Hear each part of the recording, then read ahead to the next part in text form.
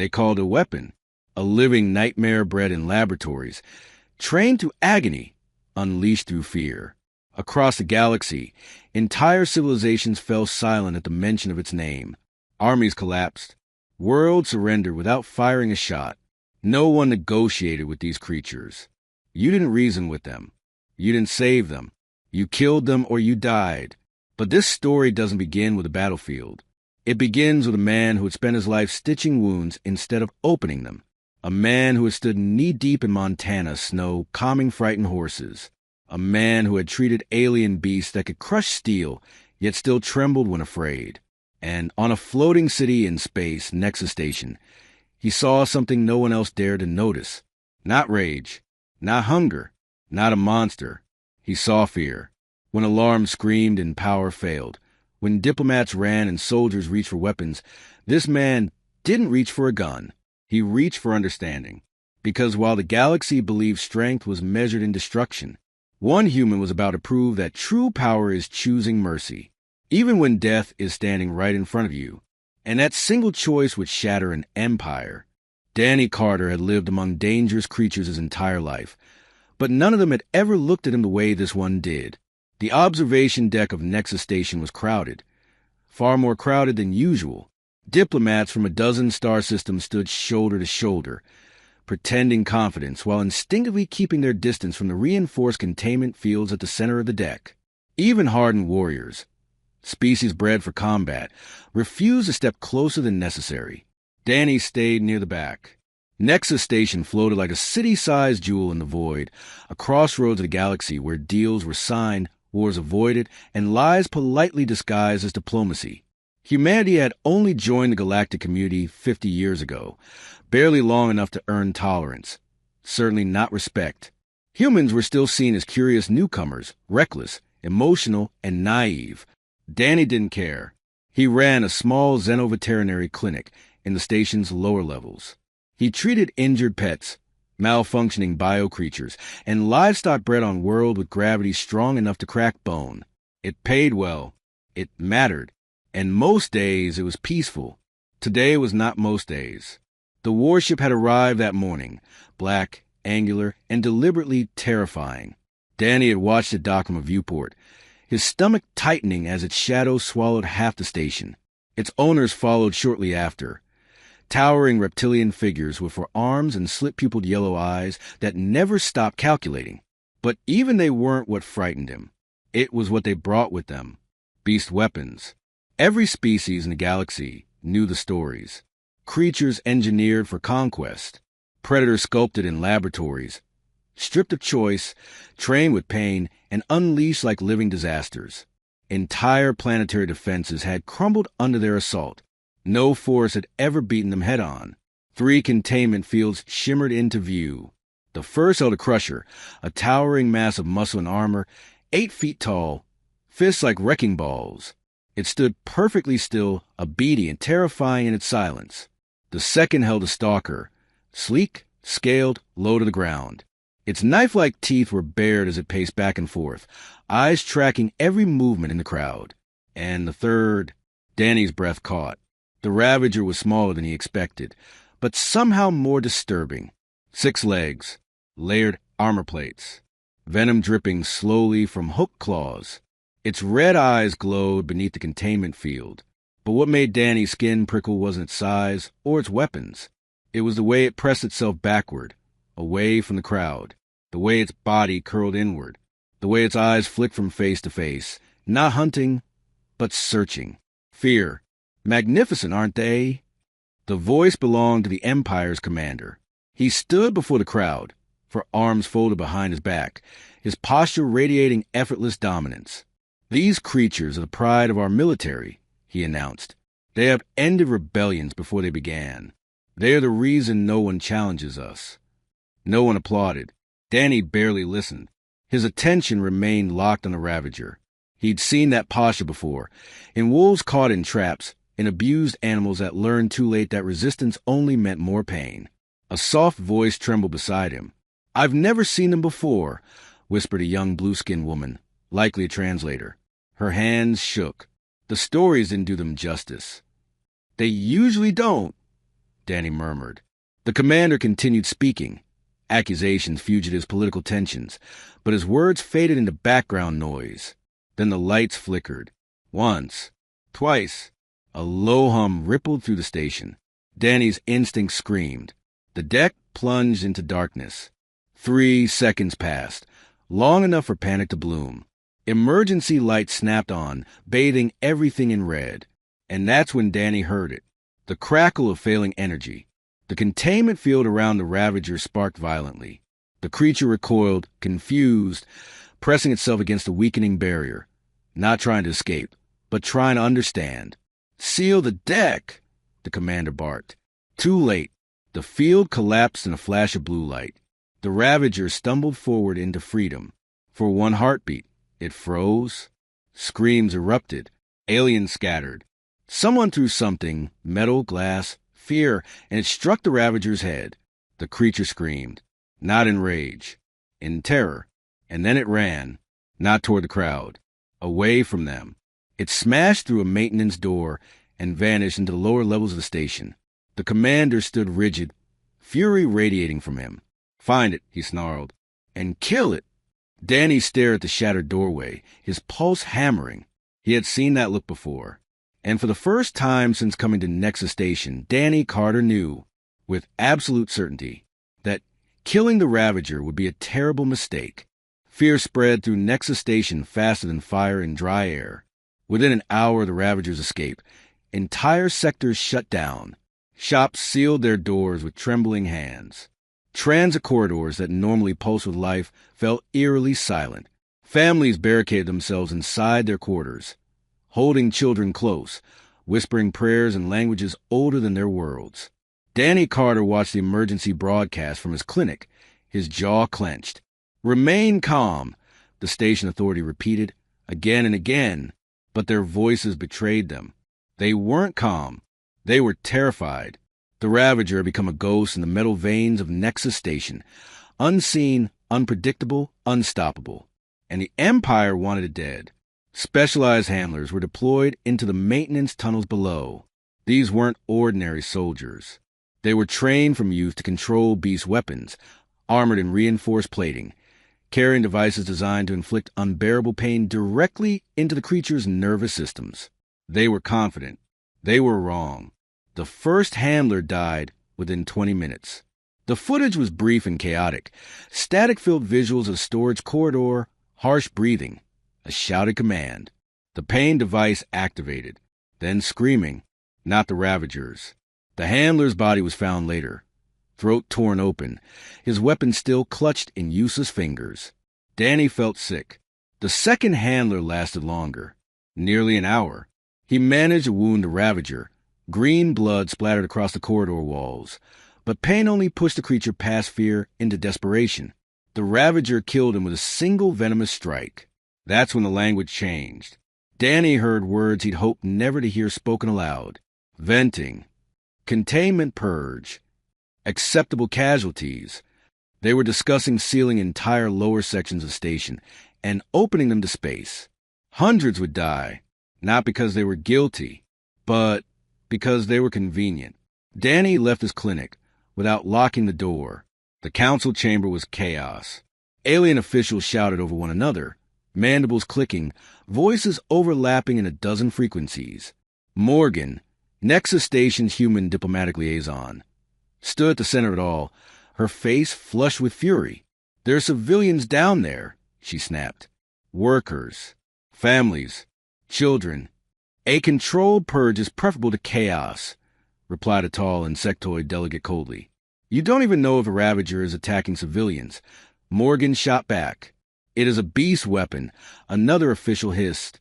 "Killing is all it knows." "No," Danny said. The room went silent. Every eye turned toward him. "I've been monitoring its behavior," Danny continued, stepping forward despite the weight of their gazes. "It's not hunting. It's hiding. It's reacting to threats." The Empire's commander stood apart from the others, arms folded, yellow eyes locked onto Danny like a predator sizing up prey. "You believe you understand my weapon?" the commander asked softly. "I understand animals," Danny replied. "And frightened ones are the most dangerous when cornered." The commander stepped closer, towering over him. It killed my handlers. They attacked it first. A murmur rippled through the chamber.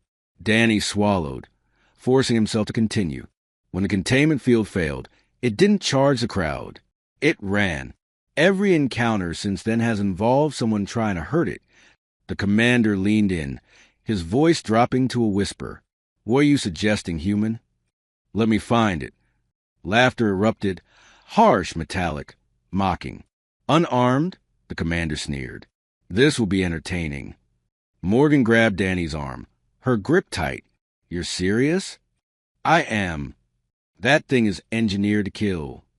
So are a lot of creatures, Danny said quietly. Most only do when they're given no other choice. The commander waved dismissively. Go, then. Let me know how it feels when it tears you apart. Morgan stared at Danny, searching his face for doubt. She didn't find any. Fine, she said tightly. I'll delay them as long as I can. Danny packed quickly. A bioscanner tuned to the Ravager's genetic signature. Sedative strong but not lethal. A medical kit. Food. No weapons. If this was going to work, the Ravager couldn't see him as a threat. The maintenance tunnels swallowed him whole. They were narrow, dim, and cold, metal walls humming softly with the station's distant pulse. The air smelled of oil, dust, and something else, something sharp and animal. Fear. The scanner beat faintly as he followed the trail. Green blood droplets, deep claw marks gouged in the steel, signs of frantic movement. 2 hours in, he found something unexpected. A handler. Alive. Barely. The man was slumped against the wall, armor cracked, blood soaking into the floor. Danny knelt beside him. What happened? The handler coughed weakly. It had me. I stopped fighting. Danny stilled. And it looked at me, the handler whispered. Then it walked away. Hope flared in Danny's chest. The Ravager had chosen mercy. Danny activated the handler's emergency beacon and stood. Somewhere in these tunnels was a wounded, terrified creature that had been taught pain was the only truth. And for the first time in its life, someone was coming to help. The deeper Danny Carter moved into the maintenance levels, the quieter Nexus station became. Above him, life continued. Meetings, arguments, panic. But down here there was only the soft echo of his footsteps and the distant hum of machinery that hadn't been serviced in years. The Ravager wasn't wandering randomly. That much was clear. Its trail curved intentionally, avoiding open corridors, slipping into forgotten sections of the station where no one went anymore. It was searching for safety. Danny understood that instinct better than most. As a boy on his family's ranch, he'd once found a half-frozen wolf caught in an illegal snare. The animal had snarled, teeth bared, eyes wild with terror. It took hours of stillness before the wolf stopped struggling. It took days before it stopped shaking. Some creatures learned early that the world hurt, and unlearning that lesson took time. The scanner's beeping grew steadier. The Ravager was close. Danny slowed his pace, deliberately softening his steps. No sudden movements. No threats. His heart pounded so hard he could feel in his throat, but he forced his breathing to stay even. The tunnel opened into a massive cargo bay. Stacked shipping containers formed a maze of shadow and rusted metal. Emergency lights cast a dim yellow glow that barely reached the corners. And there, curled tightly behind a stack of containers, was the Ravager. Up close, it was even more imposing. Its armor plates were scarred and dented. Green blood oozed slowly from a wound in its side. Its 6 legs were tucked beneath its body, trying to make itself smaller, less visible. When Danny stepped inside, the Ravager's head snapped up, red eyes locked onto him. A low, vibrating growl rolled through its chest. Danny stopped. Every instinct screamed at him to run, but he didn't. He raised his hands slowly, palms open, and then did something no one else had done since the creature was born. He sat down, slowly, carefully, right there on the cold metal floor. The Ravager rose to its feet, towering over him. Its claws scraped against the floor, venom glistening at their tips. One wrong move, and Danny would be dead in seconds. He didn't move. "Hey," he said softly. "I know you're scared." The Ravager didn't understand the words, but it understood the tone. Danny talked about nothing important, about open fields and cold mornings on a Montana ranch, about horses that spooked at shadows and learned, slowly, that hands could be gentle, about silence and patience, and waiting until fear ran out of energy. Minutes passed. The growl faded. The Ravager tilted its head slightly, confused. Good, Danny thought. Confusion was better than terror. His legs ached from the cold floor, but he stayed still. His voice remained calm, steady, filling the space between them. Carefully, he reached into his pack and removed a strip of dried meat. He tossed it gently, not toward the Ravager's face, but to the side, far enough to avoid startling it. The meat hit the floor with a soft sound. The Ravager flinched. Then it sniffed. Slowly, cautiously, it lowered its head and ate. Danny didn't smile, didn't move. He simply kept talking. Piece by piece, hour by hour, the distance closed. While trust was being born in the dark below, the station above teetered on the edge of violence. Commander Varkesh had lost patience. He assembled a kill team, elite soldiers armed with weapons designed to penetrate Ravager armor. Pain implant controls were calibrated to maximum output. Morgan did everything she could to delay them. Diplomatic protests, emergency hearings, threats of galactic outrage. Varkesh didn't care. Weapons were meant to obey. 2 hours later, a soft sound echoed through the cargo bay. Footsteps. Danny looked up. The young blue-skinned translator stood frozen at the entrance, eyes wide. The Ravager lay on the floor, massive body relaxed. Danny sat nearby, his voice a calm murmur. The creature made a low, unfamiliar sound, almost like a purr. How is it alive? She whispered. It was never a monster, Danny replied, just afraid. She lowered herself to the floor carefully, keeping distance. It trusts you, she said in awe. It's learning that pain isn't the only language, Danny answered. Her expression darkened. The commander is coming, with a kill team. Danny glanced at the Ravager, at the way it shifted closer to him without realizing it. Then we need to show them the truth. The Ravager slept for the first time in its life. Over the next 2 days, the transformation was undeniable. Danny cleaned its wound. The creature allowed it. He spoke. It listened. He offered food. It accepted. He named it Max. The translator frowned when she heard it. They don't give them names, only numbers. That's the problem, Danny said. She hesitated. There's something you need to know. Every beast weapon has a pain implant. Even if it trusts you, they can still control it. Danny felt cold anger settle in his chest. Then we'll face that when it happens. The 3rd day, heavy footsteps echoed through the tunnels. The kill team had arrived. Max rose instantly, growling, muscles tensed. Danny placed a hand on its side. Easy. Stay with me. Commander Varkesh stepped into the cargo bay, weapon gleaming. His eyes flicked from Danny to Max. Silence stretched. I expected a corpse, Varkesh said. You'll be disappointed, Danny replied. You have contaminated a military asset. No, Danny said calmly. I freed a living creature. Varkesh raised a control device. Activate implant. Full power. Max screamed. The sound tore through the bay. Danny dropped beside it, shouting for them to stop.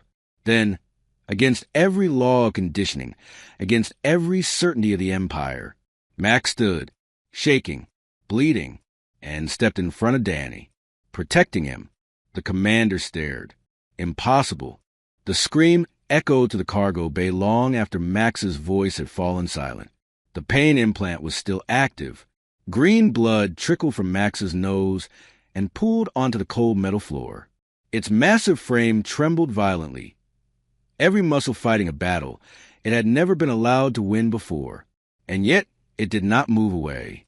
It stood between Danny Carter and the soldiers, protecting him. Commander Varkesh stared at the control device in his hand, as if it had betrayed him. That's not possible, he whispered. No beast weapon has ever resisted. Danny rose slowly, one hand resting against Max's shaking side. He could feel the creature's pain vibrating beneath his palm. You taught it fear, Danny said, his voice steady but burning. I taught it trust. Varkesh snarled and gestured sharply. Increase output. Max cried out again, but still didn't attack. Still didn't flee. It held its ground. The soldiers shifted uneasily. These were veterans, beings who had watched cities burn without blinking. But this unsettled them. They had been trained to see beast weapons as tools. Tools didn't suffer like this. Morgan entered the cargo bay with the council delegation behind her. Cameras were already recording.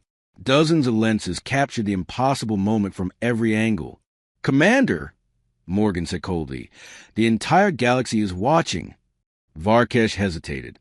Max swayed, legs buckling, but stayed upright, head lowered, body positioned squarely between Danny and the threat. The translator gasped. "It's speaking." "What?" Morgan asked. I can interpret some of their vocalizations," she said, her voice shaking. She listened again as Max made a broken, trembling sound. "It's saying, 'Safe.'" The word rippled through the crowd like a shockwave. Varkesh's grip loosened. Danny stepped forward. "Turn it off," he said quietly, "or you prove to everyone here that your empire's strength comes from nothing but cruelty." For the first time, doubt flickered in the commander's eyes. One by one, soldiers lowered their weapons. Varkesh deactivated the implant. Max collapsed instantly. Danny caught its head, cradling the armored skull against his chest. "You're okay," he whispered.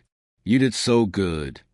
The creature exhaled a long, shuddering breath and pressed closer, seeking contact. Varkesh turned away. The fallout was immediate. Footage of the incident spread across the galaxy within hours. Analysts replayed it frame by frame.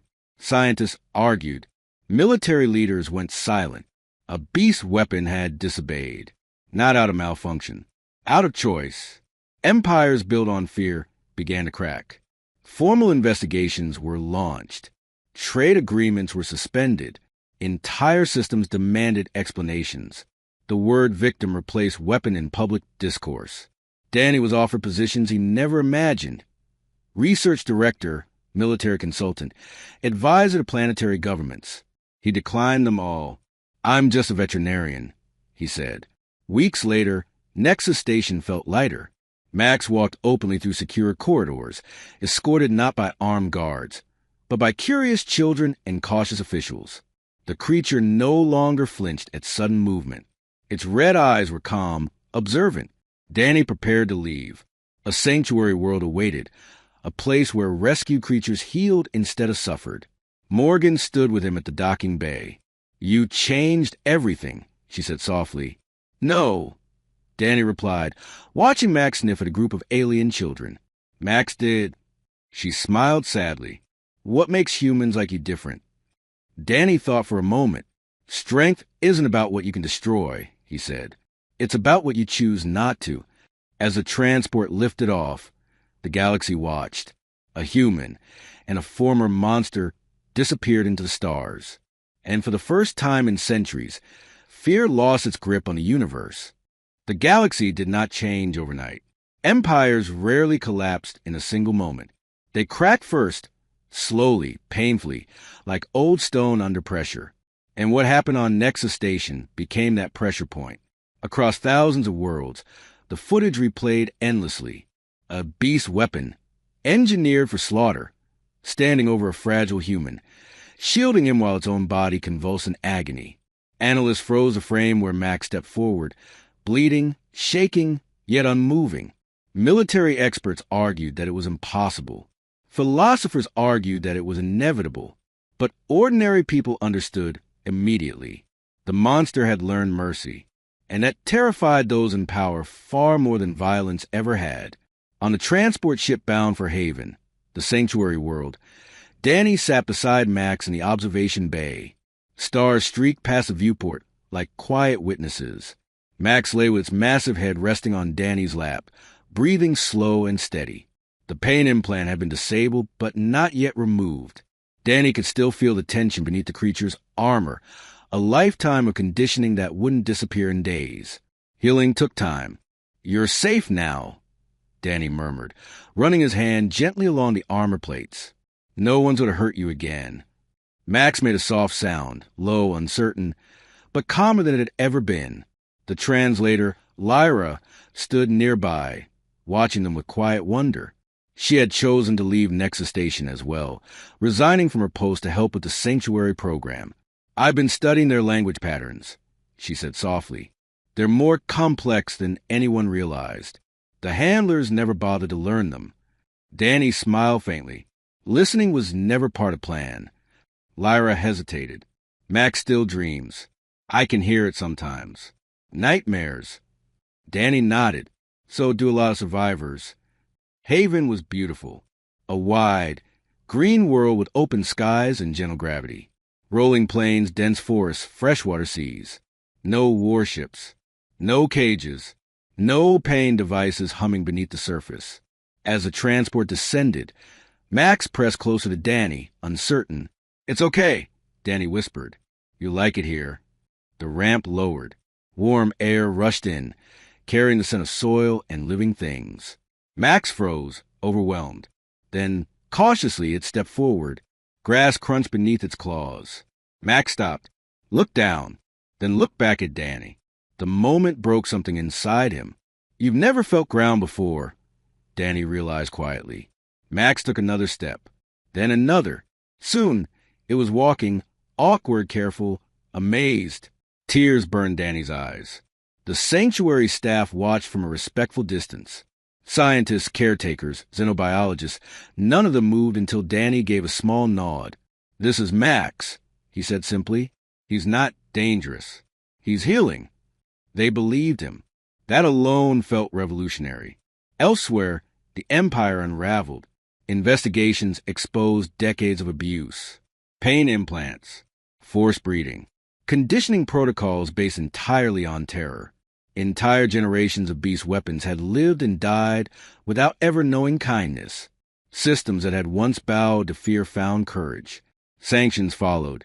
Rebellions flared, not violent at first, but relentless. Allies vanished. Trade collapsed. The Empire still existed, but it was no longer unquestioned. Weeks passed. Max grew stronger, calmer, curious. He followed Danny everywhere, always staying close but no longer afraid. Sometimes he wandered, exploring the sanctuary's open fields, returning on his own terms. Choice. One afternoon, Danny found Max watching a group of rescued creatures, former war beasts from other programs, huddled nervously near the tree-line. Max approached slowly, didn't roar, didn't posture, just lay down nearby. The others watched him, then cautiously moved closer. Danny felt his chest tighten. "He's teaching them," Lyra whispered, without realizing it. "No," Danny said softly. "He knows exactly what he's doing." The removal of the pain implant came later. It was risky, delicate. Max trembled throughout the procedure, but he didn't lash out, didn't flee. He trusted. When it was over, Danny rested his forehead against Max's armored skull. "It's gone," he whispered. "No one controls you anymore." Max made a sound Danny had never heard before. Not fear, not submission. Relief. News crews arrived from across the galaxy. They wanted interviews, statements, explanations. Danny gave them none. "I didn't defeat anyone," he said. "I just stopped hurting something that was already suffering."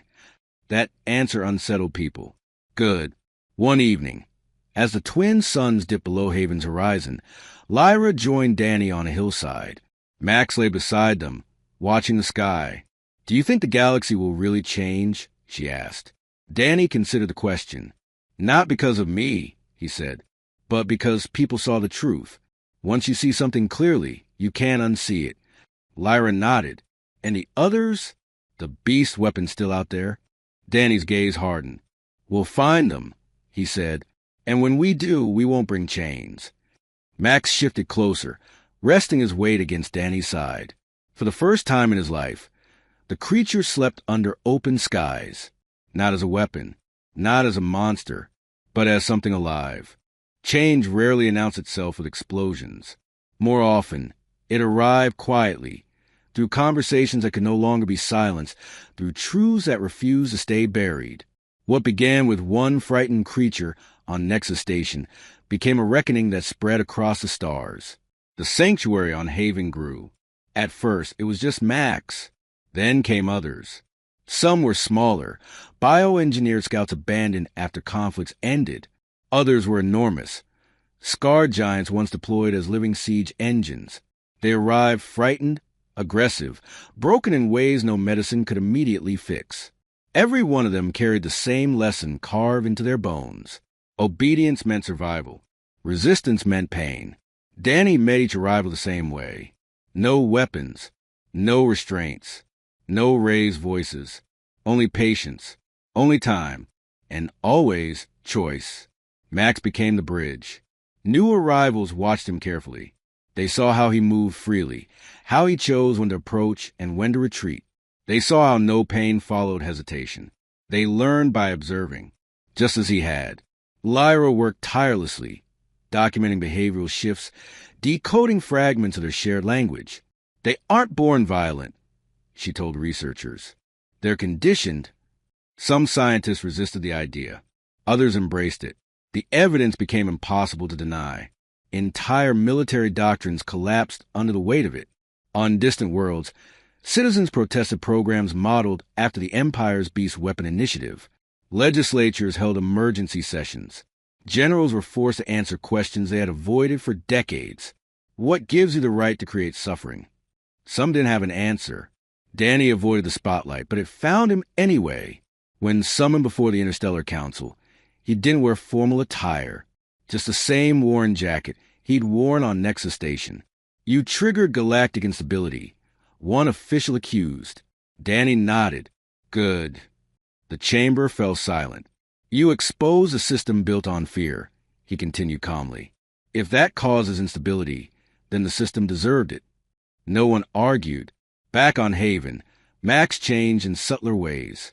He no longer flinched at sudden noises. He slept deeply now, dreamless, peaceful. Sometimes he wandered far from the sanctuary center, exploring hills and forests alone. But he always came back. One afternoon, Danny watched Max approach a newly arrived creature, another Ravager, younger, its movements erratic and tense.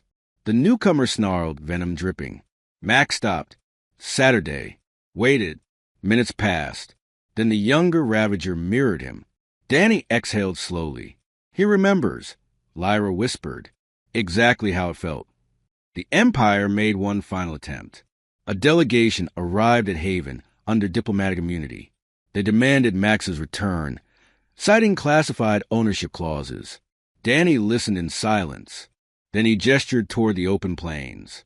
You can try to take him, he said, but he'll choose where he belongs. Max stood behind him, unmoving. The delegation left without another word. Years passed. The phrase beast weapon faded from common use. A new term replaced it in academic and cultural circles. War-born survivors. Sanctuaries appeared across multiple systems. Former soldiers volunteered as caretakers, some seeking redemption, others simply wanted to help. Violence didn't vanish from a galaxy, but fear lost its throne. One night, under a sky filled with unfamiliar constellations, Lyra asked Danny a question she'd been holding on to for years. Back in the tunnels, when you sat down in front of Max, she said quietly, were you afraid? Danny thought about the darkness, the red eyes, the growl vibrating through his chest. No, he said honestly. Lyra blinked. How? Because I wasn't thinking about what he could do to me, Danny replied.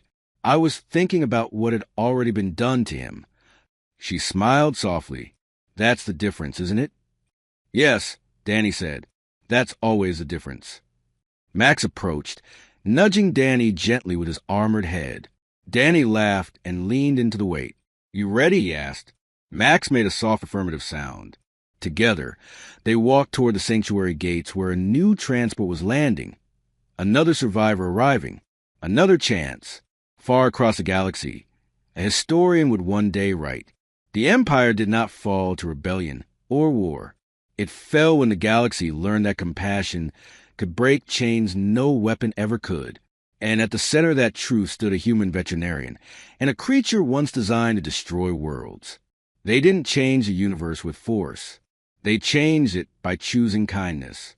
Again and again and again. Years later, long after the headlines faded and the arguments settled into history, Nexus Station still told the story, not in official records or political speeches, but in quiet conversations, in the way parents spoke to children when fear crept into their voices. The story of the day a monster chose mercy had become something else entirely. A reminder. On Haven, the sanctuary thrived. Where once there had been only fences and caution, there were now open plains dotted with shelters designed not as cages, but as places of retreat. Spaces creatures could leave whenever they wished. Some stayed close. Others wandered far, returning only when they felt ready. Freedom was not forced. It was offered. Danny Carter grew older there. Lines formed at the corners of his eyes. His hair slowly threaded with gray, but his hands remained steady.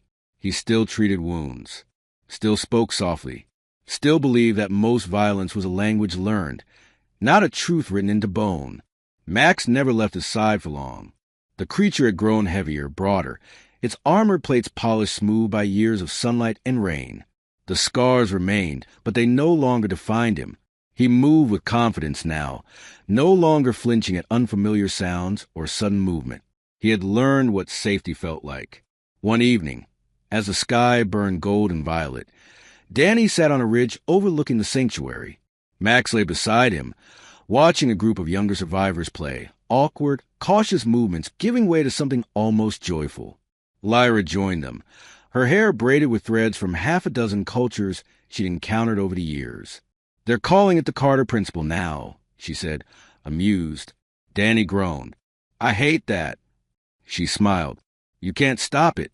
The idea that intelligence must be met with empathy, not domination. Military academies are teaching it." Danny shook his head. "All I did was listen." Lyra looked at Max. That's exactly what no one else was willing to do. Elsewhere in the galaxy, the ripple effects continued. Entire weapons programs were dismantled. Survivors were released, rehabilitated, given choices for the first time in their existence. Not all could heal. Some wounds were too deep, but they were no longer punished for breaking. The Empire still existed, but it was smaller now, quieter, forced to negotiate rather than intimidate. Fear was no longer currency. Power had learned limits. Historians would debate the turning point endlessly. Some would claim it was politics. Others, economics. A few would point to the footage, the moment a trembling creature stepped forward to shield a human. Those few were right. One night, long after the sanctuary lights dimmed, Danny woke to a familiar sound. Max was restless. Danny sat up, placing a hand against the creature's side. "What is it?" Max made a low, thoughtful sound and lifted his head, staring at the stars. Lyra would later translate it. "Still safe?" Danny smiled, his voice barely above a whisper. "Always." Max relaxed, laying his head back down. For a creature born into pain, safety had become something real, something permanent. When Danny Carter died, it was quiet. No alarms, no crisis, just age and a body that had done enough good. He passed in his sleep under open skies, with Max curled protectively around him. The sanctuary mourned. So did the galaxy, not with statues or weapons named his honor, but with policies changed, with lives spared, with suffering prevented. Max refused to leave the place where Danny had lain. For days, he stayed there silent. Then one morning, he rose, walked toward the gates, and greeted a new arrival. The story spread again, not as tragedy, but as truth. That strength was never about domination. That fear was not authority. That even the most broken beings could choose kindness when given a chance. Long after empires faded, long after borders shifted, one lesson endured. The strongest creature in the galaxy was not the one that could destroy the most lives, but the one that learned not to. And it all began with a human who sat down in front of a monster and refused to be afraid.